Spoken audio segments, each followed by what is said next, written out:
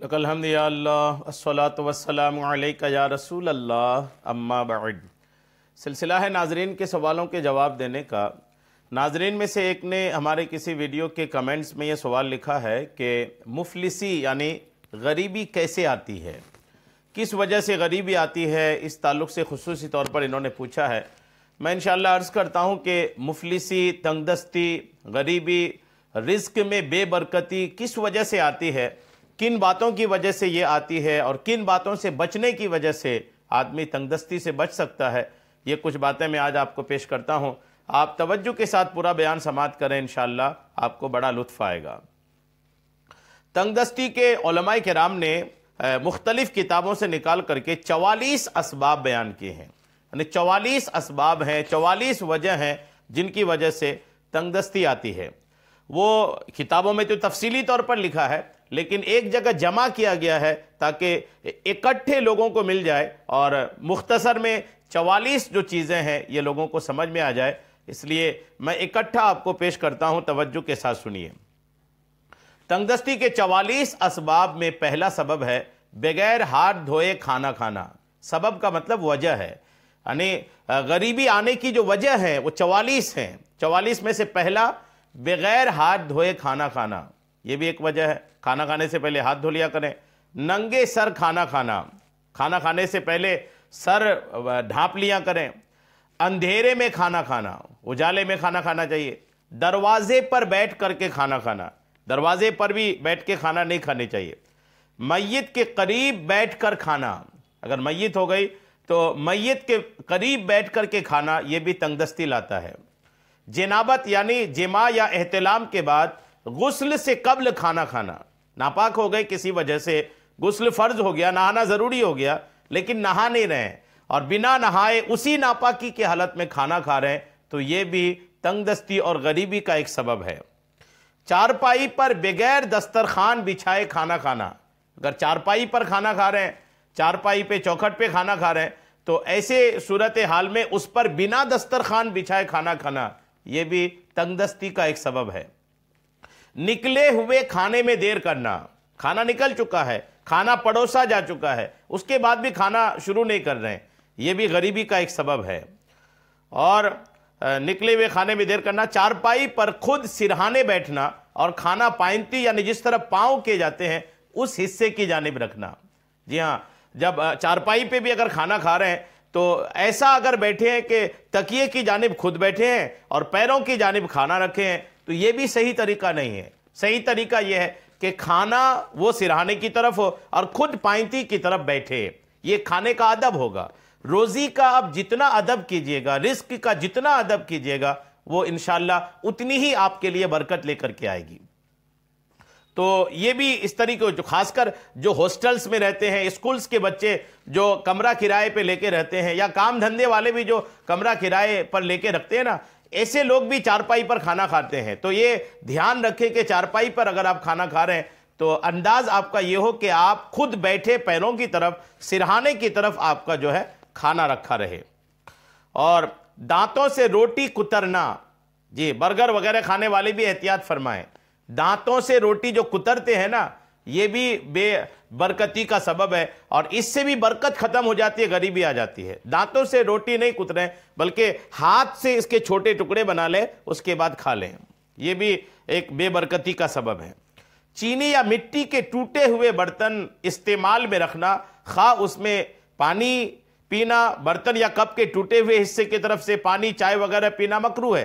مٹی کے دڑار والے یا ایسے برتن جس کے اندرونی حصے سے تھوڑی سی بھی مٹی اکھڑی ہوئی ہو، اس میں کھانا نہ کھائیے کہ میل کچیل اور جراثیم پیٹ میں جا کر بیماریوں کا سبب بن سکتے ہیں۔ جی ہاں، چینی یا مٹی کے ٹوٹے ہوئے جو برتن ہیں نا، ان ٹوٹے ہوئے برتن کا بھی استعمال، یہ بھی بے برکتی اور غریبی لاتا ہے۔ کھائے ہوئے برتن صاف نہ کرنا، یہ بھی غریبی لاتا ہے۔ برتن کھانا کھا لیا، اس کے بعد برتن ویسے ہی رکھا ہے۔ کئی بار دوپہر کے برتن رات کو دھلتے ہیں، رات کے برتن صبح کو دھلتے ہیں، تو یوں جو یہ رکھا رہ جاتا ہے نا، یہ بھی بے برکتی لاتا ہے۔ جس برتن میں کھانا کھایا اسی میں ہاتھ دھونا، یہ بھی بے برکتی کا سبب ہے۔ کھانا جس برتن میں آپ کھائیں اس برتن پر ہاتھ نہ دھوئیں۔ خلال کرتے وقت جو ریشہ و ذرات وغیرہ دانتوں سے نکلے اسے پھر منہ میں رکھ لینا.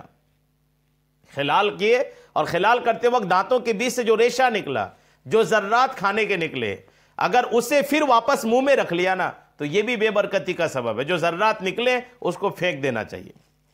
کھانے پینے کے برتن کھلے چھوڑ دینا, کھانے پینے کا برتن اگر کھلا چھوڑ دیا تو یہ بھی بے برکتی کا سبب ہے. جی ہاں, اس کو ڈھانپ کے رکھنا چاہیے.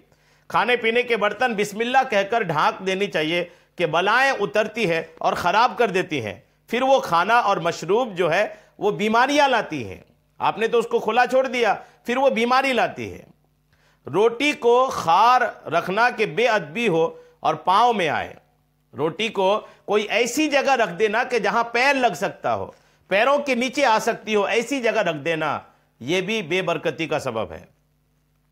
اور زیادہ سونے کی عادت, اس سے بھی بے برکتی آتی ہے, غریبی آتی ہے. سوئے پڑے ہیں, منحوسیت لا رہے ہیں, یہ بھی بے برکتی کا سبب ہے. اور ننگے سونا, بنا کپڑے کے برہنہ ہو کر کے سونا, یہ بھی. بے حیائی کے ساتھ پیشاب کرنا, پیشاب بھی ایک حیا کے ساتھ, پردے کے ساتھ آدمی کرتا ہے, اگر بے حیائی کے ساتھ استنجا وغیرہ کر رہے نا تو اس سے بھی بے برکتی آتی ہے. دسترخوان پر گرے ہوئے دانے اور کھانے کے ذرے وغیرہ اٹھانے میں سستی کرنا. کھانے کے دوران دسترخوان پر جو کھانا آ جاتا ہے اس کو اٹھانے میں بھی اگر آدمی سستی کرتا ہے, نہ شرماتا ہے, اٹھاتا نہیں جلتی, تو اس سے بھی بے برکتی آتی ہے. پیاز اور لہسن کے چھلکے جلانا, پیاز کے چھلکے اور لہسن کے چھلکے جلانا نہیں چاہیے, اس سے بھی بے برکتی آتی ہے. گھر میں کپڑے سے جھاڑو نکالنا, کپڑے سے اگر جھاڑو نکالتے ہیں تو اس سے بھی بے برکتی آتی ہے. رات کو جھاڑو دینا, رات کو گھر میں جھاڑو لگانا, اس سے بھی بے برکتی آتی ہے. اگر رات کو جھاڑو دینا ضروری ہو گیا ہو تو کوڑا کرکٹ باہر نہ پھینک کر کے, جو بھی کوڑا کرکٹ جمع ہوا, دھول مٹی, اس کو اپنے گھر کے ہی کسی کونے میں رکھ دیں. کوڑا گھر ہی میں چھوڑ دینا, دن وغیرہ میں کوڑا اگر گھر ہی میں چھوڑ دیتے ہیں تو اس سے بھی بے برکتی آتی ہے. مشائخ کے آگے چلنا, کوئی اگر آپ کا بڑا ہے, کوئی بزرگ ہیں, تو ان کے آگے آگے چلنا, یہ بھی بے برکتی لاتا ہے. والدین کو ان کے نام سے پکارنا, یہ بھی. ہاتھوں کو گارے یا مٹی سے دھونا, ہاتھوں کو مٹی سے نہیں دھونی چاہیے, اس سے بھی بے برکتی آتی ہے. دروازے کے ایک حصے سے ٹیک لگا کر کھڑے ہونا, دروازے کے ایک حصے سے ٹیک لگا کر سوئے, بے برکتی لاتی ہے. کھڑے ہونا, دروازے کے ایک حصے سے ٹیک لگا کر کے کھڑے ہونے سے یہ بھی بے برکتی لاتا ہے. بیت الخلاء میں وضو کرنا, بیت الخلاء میں بھی وضو نہیں کرنی چاہیے. آج کل عام ہے یہ, بیت الخلاء اٹیچ ہوتا ہے, اس میں باتھ روم وغیرہ سب, ٹوائلٹ اٹیچ ہے, اور پھر اس میں جو نمازی حضرات ہیں وہ وضو بناتے ہیں. اور یوں بے برکتی جو عام ہو رہی, تنگ جو بڑھ رہی ہے نا, اس کی ایک وجہ یہ بھی ہے.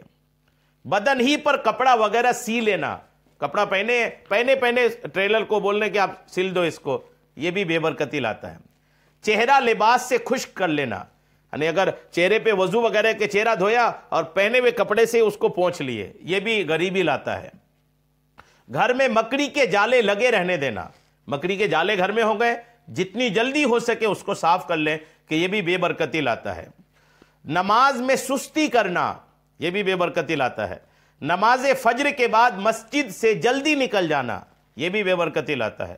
صبح سویرے بازار جانا, صبح اٹھ کے پہلے بازار ہی جا رہے ہیں, یہ بھی بے برکتی لاتا ہے. دیر گئے بازار سے آنا, بازار سے لیٹ آنا, یہ بھی بے برکتی لاتا ہے.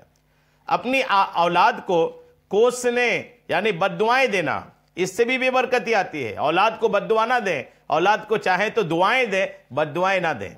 اکثر عورتیں بات بات پر اپنے بچوں کو بد دعائیں دیتی ہیں اور پھر تنگدستی کے رونے بھی روتی ہیں. گناہ کرنا, خصوصاً جھوٹ بولنا, اس سے بھی بے برکتی آتی ہے.